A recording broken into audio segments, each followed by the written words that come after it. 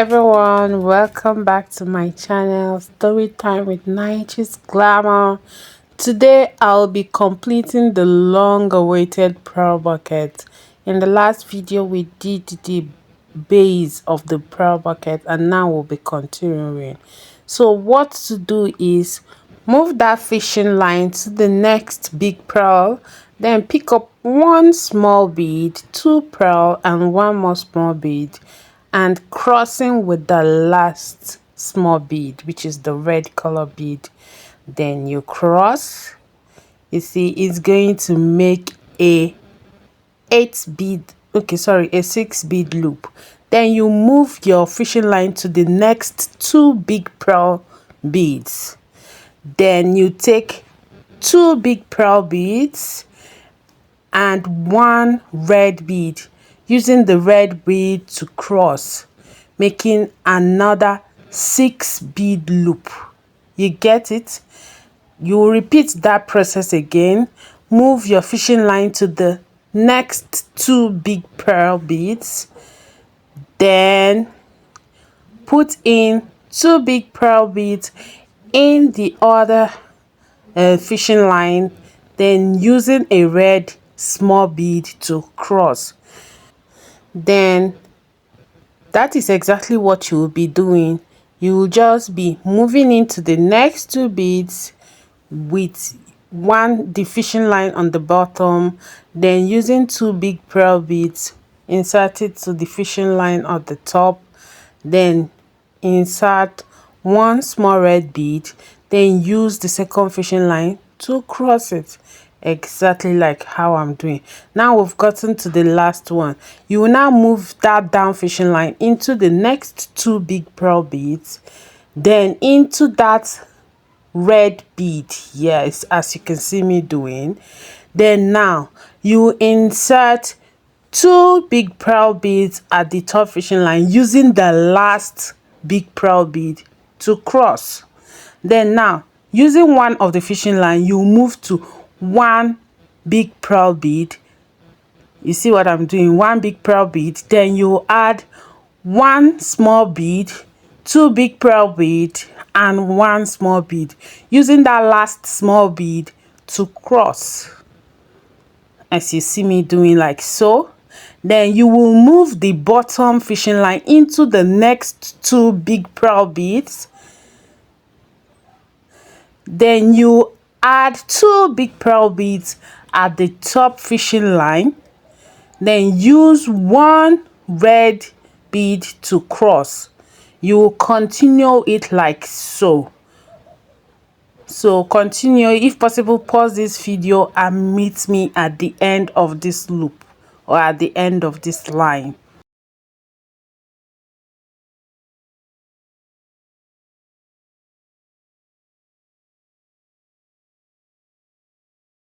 So we have gotten to the second to the last loop. I'm still repeating what we did before. You are going to put two big pearl beads at the top fishing line, then put one small bead, using that small bead to cross the loop. Then you will repeat the way we ended the bottom this thing. You will move your down fishing line to the next two big pearl bead, then move it to the next red bead. Then now you will insert two big pearl beads, but now you will use the last pearl bead to cross, as you see me doing. I will be skipping the video now. I'm at the second to the last line of this bag. Normally, if you're making this bag, you are going to be making it like after the base, you are going to be adding 7 more lines of this. You are going to repeat what we just did 7 more times to make the thing entirely 8, because it's more aesthetically pleasing, although it will not enter your phone comfortably. But who cares? Fashion don't really care about that. So I'm about to complete the final line of this pearl bucket. So a little bit of story here.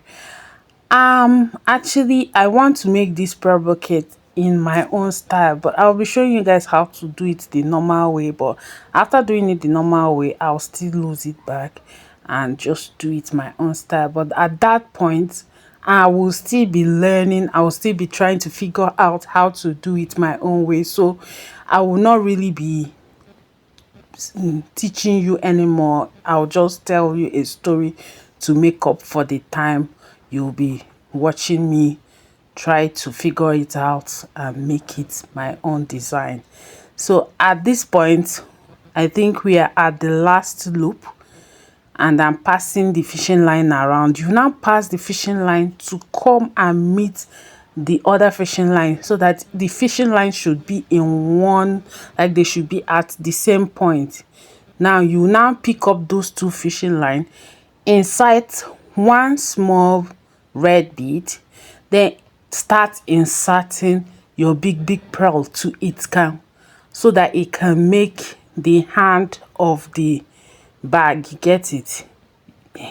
So I've just showed you, and at this point I didn't want to go on, I didn't want to continue because the fishing line I had was small. I wanted to finish it up, but I couldn't. So now I'm just trying to make it the way I wanted it.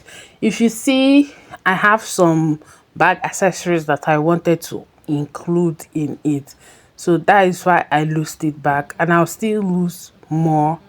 And now I'm trying to put that bag accessories. I'm trying to figure everything out. So just trust the process, guys.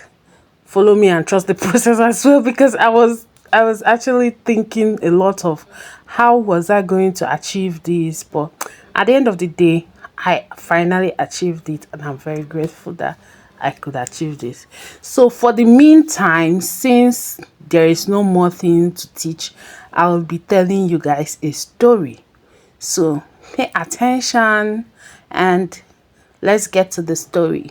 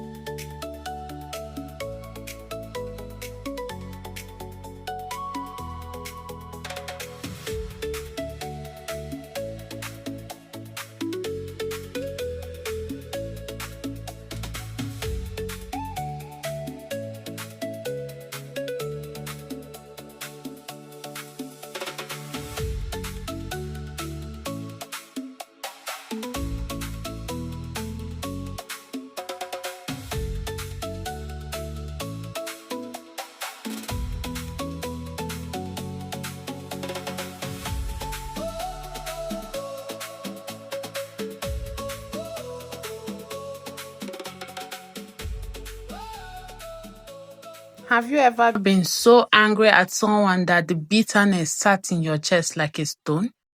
Have you ever whispered a wish in the dark, something sharp, something cruel, and then watched life unfold in a way that looked almost like an answer?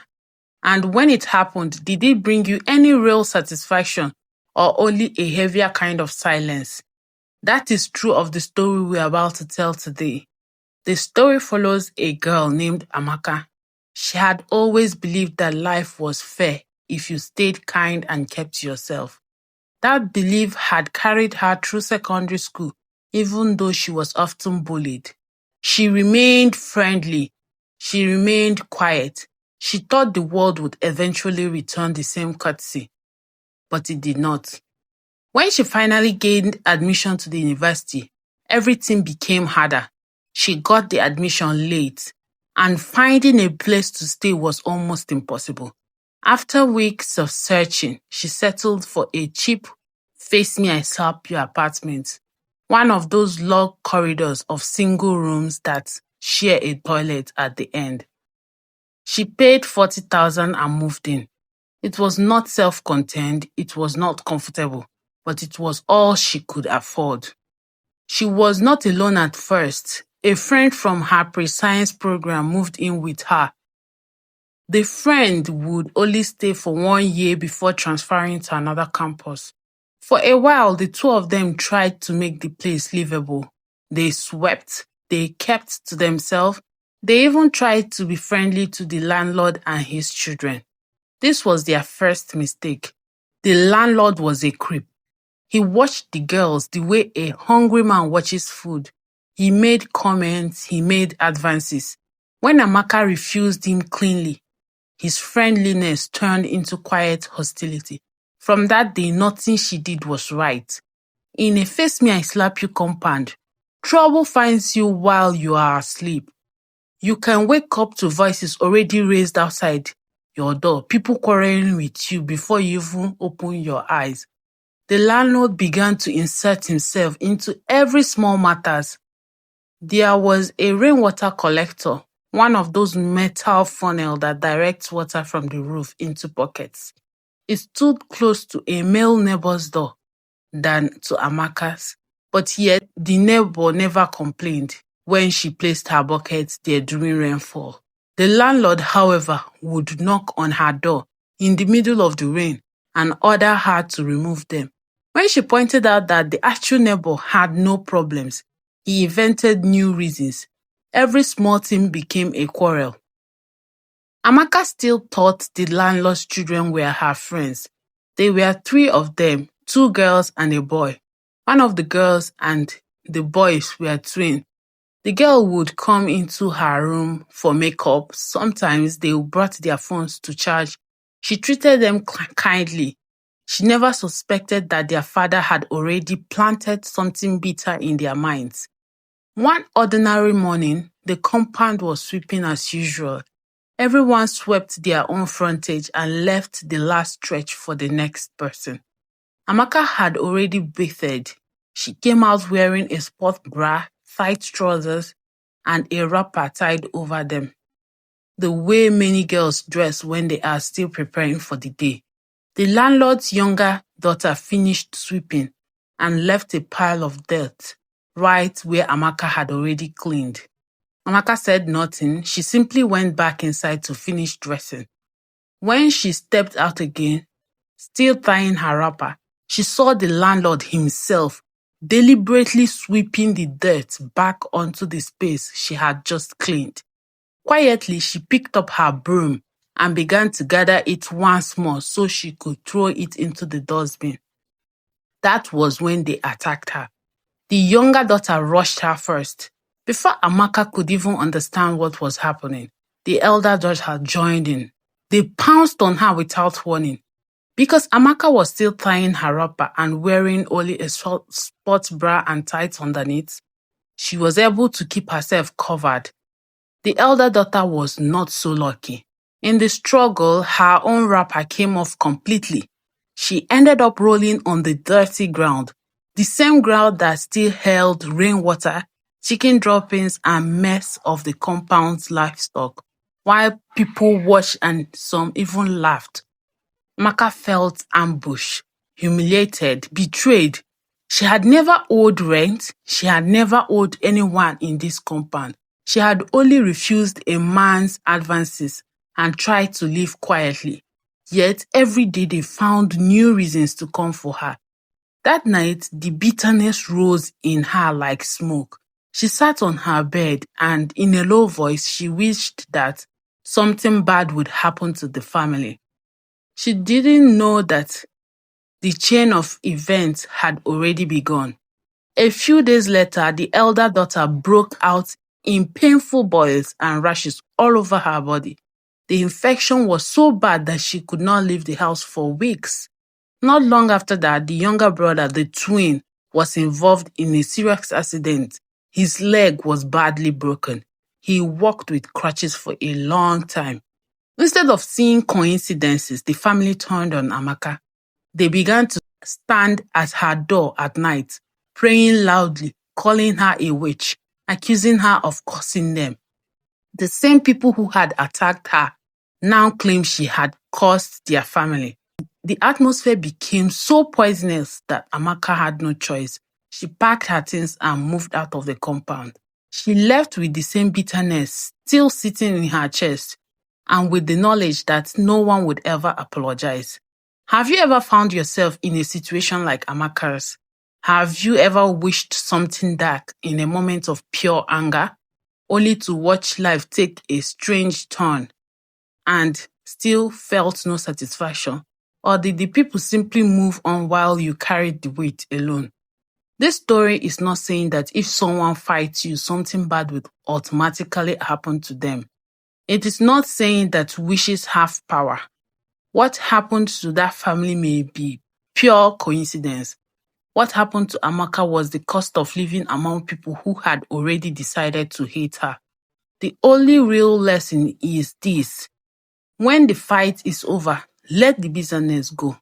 You may never get justice. You may never hear an apology. Life is not always deep enough to give you the ending you want.